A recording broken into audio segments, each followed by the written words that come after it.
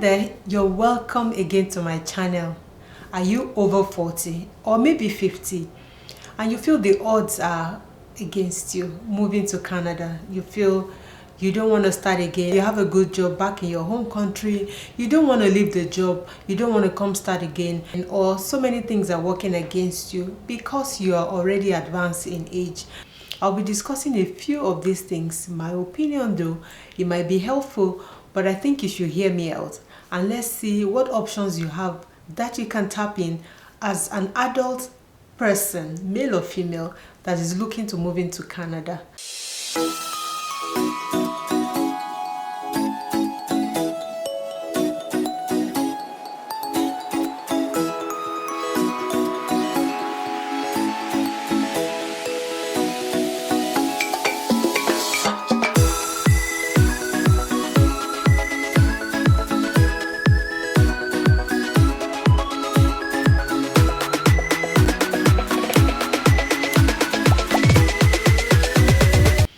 A few people are set back and refuse to think about immigration because they are already advanced in age, and they just automatically just close the door to moving to Canada. I don't think this is a good idea because there are various options still available to you as an adult or as an advanced adult based on your age that can help you find ways to move to Canada if you so desire to do so. As a young professional between the ages of 20 to 30, it is by far the easiest way to move abroad. You have the age on your side. You have your qualifications on your side. You can skill your IELTS within a minute. And then with education, it kind of works better for you. You might not have studied abroad, but at least you have the few years of experience that they are requiring in whatever stream that they are using to immigrate to Canada. The eligibility criteria almost all work to your favor. Then it's easy. You see young professionals moving abroad as fast as they can before they tick into those ages that seem so difficult for them to join those that could build the economy of Canada with that strength and vigor that they have as a young immigrant. And for those category of people, adapting to a new life is much easier. They can always be turned around to be able to remold them to settle into a new system. Unlike the advanced adult that we're talking about, they're already formed, they're already made. It is difficult. These young professionals can switch jobs like daylight. They can always find something that works for them. In another 6 months, they move to something else. They really don't have so much at stake. They probably have a very young family. They are probably unmarried, and they can begin to move from province to province as they look for a better life to settle in a new country. These young professionals begin to build skill and experience in a newfound country from job options that they have, all the jobs that they encounter between moving from one job to the other, trying to find the niche that they want to eventually move into. And because Canada is diverse, you can begin to move from one industry to the other. You can switch roles, you can switch industries, you can switch careers. There is no boxing here in Canada. And these young professionals find it so easy. They can do that at any point in time. But when you're in an advanced age, like in your 40s or 50s, it is difficult even to immigrate because sometimes the immigration streams don't really favor those adults. You might have the work experience to favor you, 10 years maximum, you have it, but age is not on your side. And then you have to compete with those that are younger. Even if you're able to scale the IELTS, the English language test, there are still other eligibility criteria that are being considered for immigration. And if you don't meet this, sorry, it is tough. But if you have a spouse that is younger, that can be the principal applicant, and you are the advanced one in age, it makes it easier because the spouse would have age and all of those criteria on his or her side. And if you also have a family member that lives abroad, maybe in the province that you're looking to move into, it becomes easier as well. Then you can also scale up in points to be able to meet up with those eligibility criteria. One thing though, for those that are advanced in age, is the ability to be able to switch careers, or the ability to be able to hop from job to job, or even be able to change the kind of profession that they've been working with in their past career. Some of them might have been managing directors, some of them might have been CEOs of companies, or have really had bigger roles, managerial roles in their companies back at home, and they find it difficult to start afresh, like we all say it.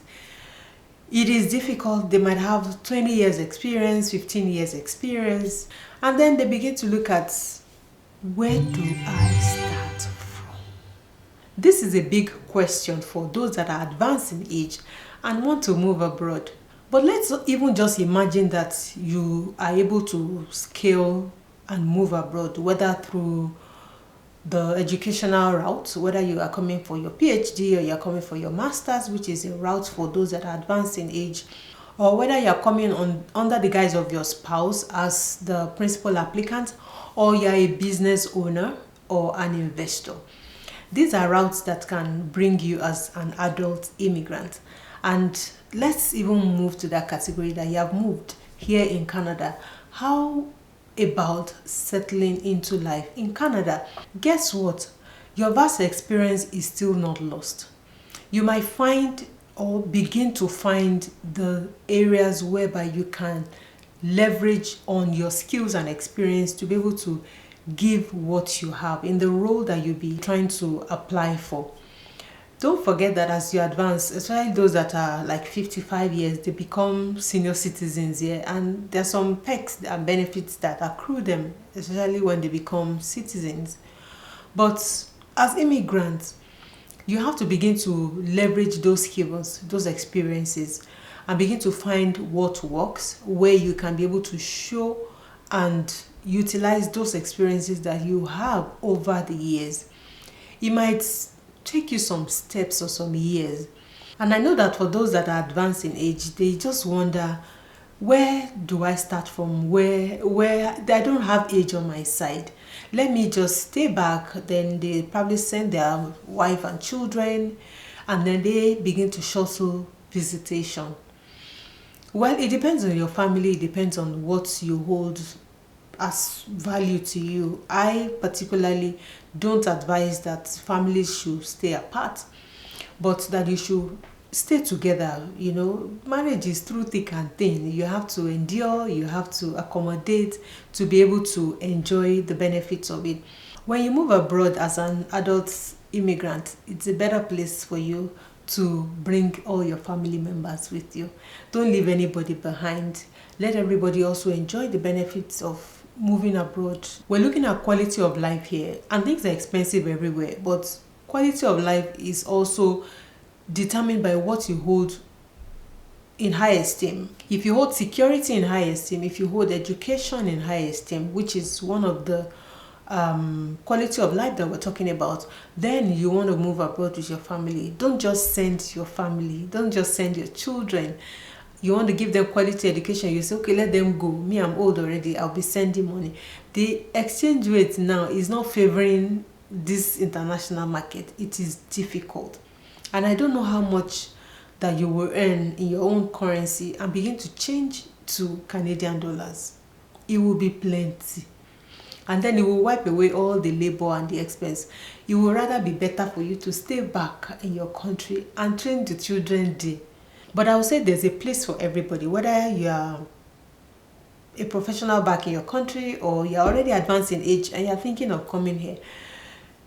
The opportunities are there, whether for health, you can still contribute. I know that if you're a business owner and you're coming through that route, there are also ways in which you can leverage your skill and experience. You start up a business, obviously, because that's the route you came in with. Then you begin to employ people into the labor force, right? I know somebody that moved and opened an African store, and himself and the wife run that store. So that's a business for you as an immigrant. If you're an advanced age person, this person I'm talking about is over 50, came in as over 50.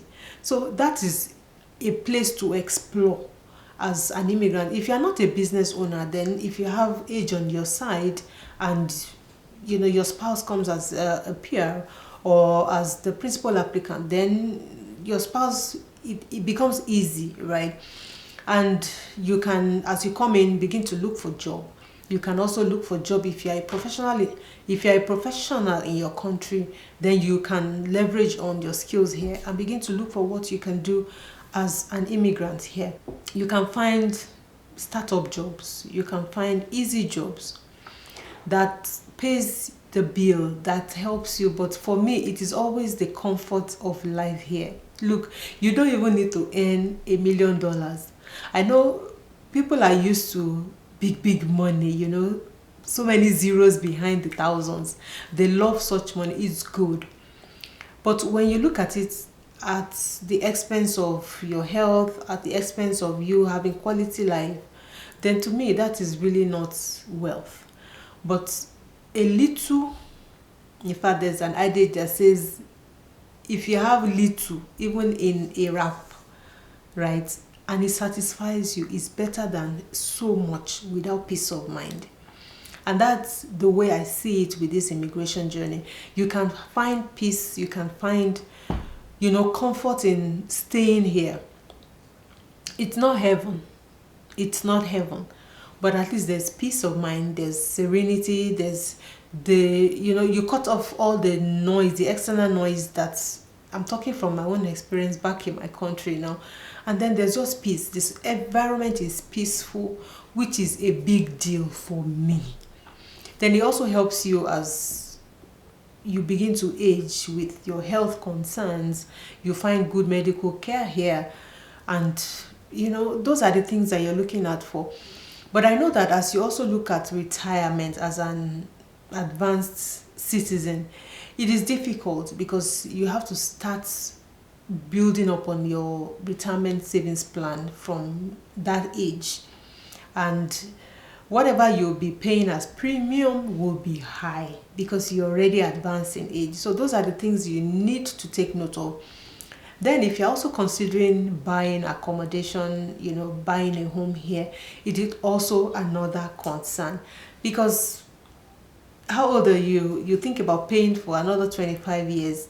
And then by 70, you're also looking at retirement in the corner. Would you be able to pay through to retirement?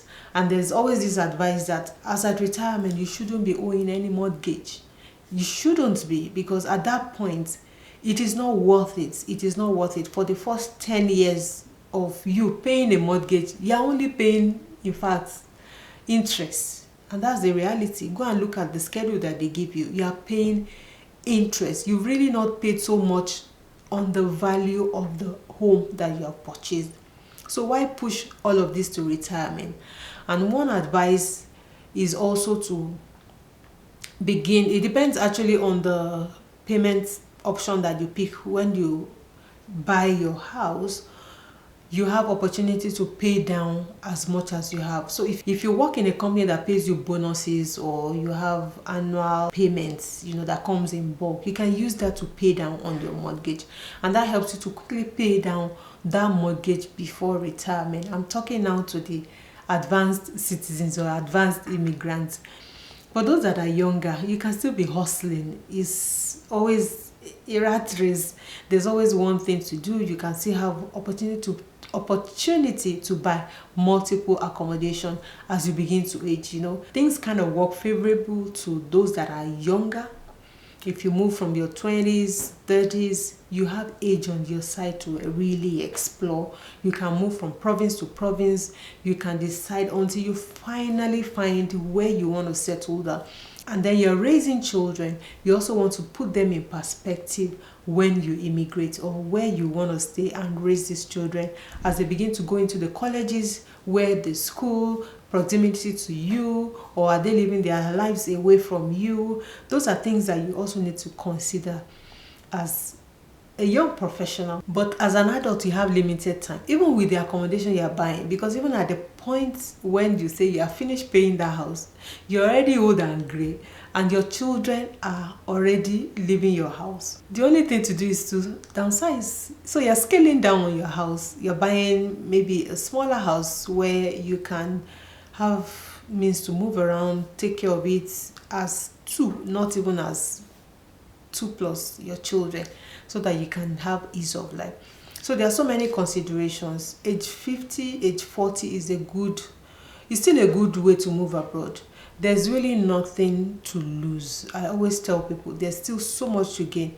And as you procrastinate, it comes to a point whereby it becomes difficult for you to make that shift or even consider that change.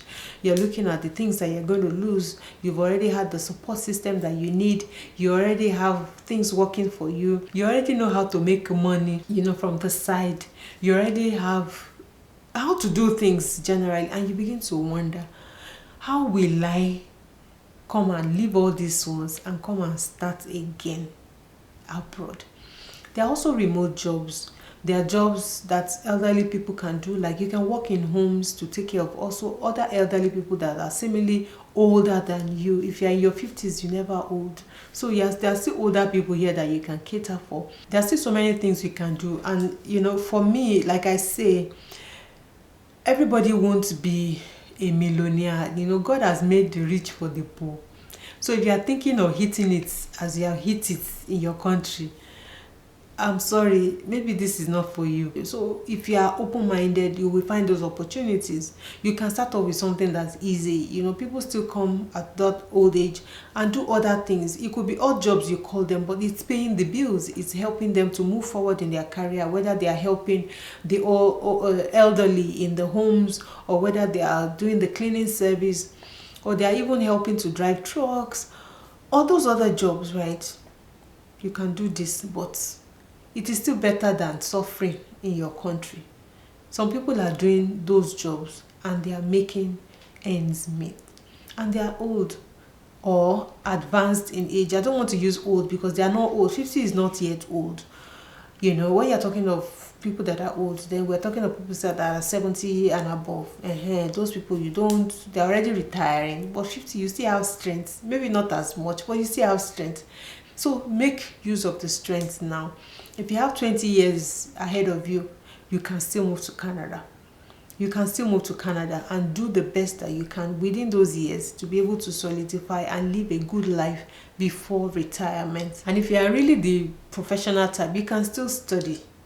There are people that are still going in for their PhD. Yes, you can still study. You can still go study and then probably become a prof in the university or in the colleges, or do something good for yourself. There's still opportunity. There are opportunities that you can advance your career if you so wish. But if you don't want to, there will be other jobs that you can do as long as you are living a good quality life. That is what is most important, irrespective of what you earn. What you earn matters, but if you are not living a quality life with what you earn, because there's stress here, it is stressful too. It is not on a platter, but it is stressful. So if you fall in those categories, look at those options. First, try and see if you meet those eligibility requirements to immigrate, whether spousal, your wife is younger, your husband is younger, or you have business that you want to come start up here, or you probably have family that can push up your points in one category or the other. Just look for all these eligibilities, or you might even want to come study abroad. Those are ways in which people that are advanced in age move, because they probably don't fall or qualify in those other immigration streams anymore because of age. On a final note, it still depends on you. There's no best age to move. Some catch it early, some don't. If you fall in whatever category, begin to look at options that is in your face that can help you move to Canada. I hope this has been helpful to you. Do like, share, and subscribe, and I'll see you in another vlog. Bye.